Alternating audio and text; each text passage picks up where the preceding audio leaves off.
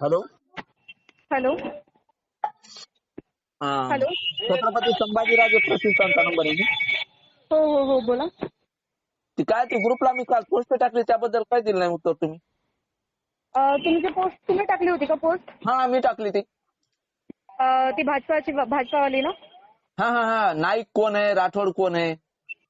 ताई कोणी नाहीये, राठोड ताईच आहे. पण ताईचं ते जे भाजपाचं जे पद म्हणत आहे ताईने ऑलरेडी त्याचा राजीनामा दिलेला आहे. कधी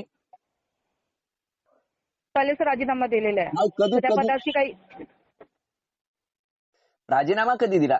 एक मिनिट मी त्या दादांना फोन देते, दादांसोबत बोलायचं. हो द्या ना. हॅलो. हा जय शिवराय दादा. जय शिवराय. बोला. तुमची टीम आमच्या गौरमध्ये आली होती बरोबर आहे? Yes yes. गोरमध्ये मी पण आलो होतो, आपलं भेटलो होतो मी. हा आपण भेटलो होतो. मी पहिला प्रश्न तुम्हाला काय केला होता? काय? मी सांगितलं होतं की तुम्हाला की बुवा काय? राजकारण नको याच्यामध्ये. बरोबर बरोबर. बरोबर आहे? Yes yes. राजकारण नसायला पाहिजे, कुठलाच राजकीय व्यक्ती तुमच्यासोबत नसायला पाहिजे. बरोबर. बरोबर आहे? येस. आणि तसं जर असेल तर राजकारण असेल तर येऊ दे नका तुम्ही. हा एक सामाजिक संघटना असेल तर आम्ही तुम्हाला सहकार्य करू. बरोबर बरोबर. बरोबर आहे? मग आता ज्या पोस्ट पडायल्या समजा ज्या राजश्रीताई राठोड कोण होता का नाईक कोण आहेत का दुसरं ते कोण पाटील काहीतरी, हे नेमकं प्रकरण काय आहे? सर्वात महत्वाची गोष्ट म्हणजे ज्यावेळेस त्यांनी संघटनेच्या अगोदर त्या एका पदावरती होत्या, तालुका उपाध्यक्ष माहूरच्या. बर. हा. त्यांचं राजीनामाचं पत्र जे आहे ते 8/2/2024 ला दिलेलं आहे त्यांनी राजीनामा. 8/2/2024 ला. बरोबर. ऐका ना, 8/2/2024 ला. म्हणजे तुम्हाला भेटलो आम्ही परताच्या नंतर. हा. आपलं काम त्यानंतर सुरू झालेलं, त्याच्या अगोदरची गोष्ट आहे. त्याने त्याच्या अगोदर राजीनामा दिलेला, त्याचं पत्र पण आहे आपल्याकडे. हा. हे वाटलं तर मी तुम्हाला पाठवून देतो. एक गोष्ट लक्षात घ्या. बोला. एखादा व्यक्ती राजकीय आहे बरोबर आहे?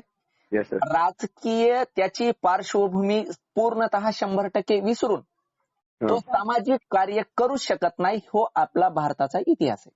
बरोबर आहे? ऐका ना दादा, ऐका सर्वात महत्व. माझा बरं, ऐका. बोला. इकडे ऐका, माझा ऐका तुम्ही. बोला. एखादा व्यक्ती जन्मजातच त्याच्याकडे सामाजिकतेचे गुण असायला पाहिजे. बरोबर. राजकीय एखादं पद उपभोगलंय आणि नंतर फुकटचे कामं करणं त्याची बुद्धी त्याला सहकार्य करत नाही. ऐका ना, एक एखादा मिनिटामध्ये. व्यक्ती एखाद्या तालुकाध्यक्षाच्या पदावर आहे, त्या तालुकाध्यक्षाच्या पदाचा एक 8 दिवस किंवा 15 दिवस सुद्धा झाले नाहीत राजीनामा देऊन, त्या व्यक्तीचं नेतृत्व घेऊन तुम्ही गावातल्या लोकांचे येऊन माथे भडकविले. त्याला छत्रपती संभाजीराजे आता प्रतिष्ठान असं नाव दिलं. तुम्हाला मी आल्याबरोबर सांगितलं होतं की बुवा एखादा व्यक्ती जर राजकीय असेल तर कृपया आमच्या गावामध्ये तुम्ही येऊ नका. आमच्या गावातले 10 ते 20 कार्यकर्ते तुम्ही याच्यामध्ये गुंतवलेत. बरोबर आहे? आणि संबंधित व्यक्ती तुमचा अध्यक्ष राजकीय कुठला, मला कोण्या पक्षाचं नाव घ्यायचं नाही, आपल्याला सगळ्या पक्षाची चीड आहे, त्या पक्षाचा पदाधिकारी निघाला. मग आता आम्ही तुम्हाला काय म्हणायला पाहिजे?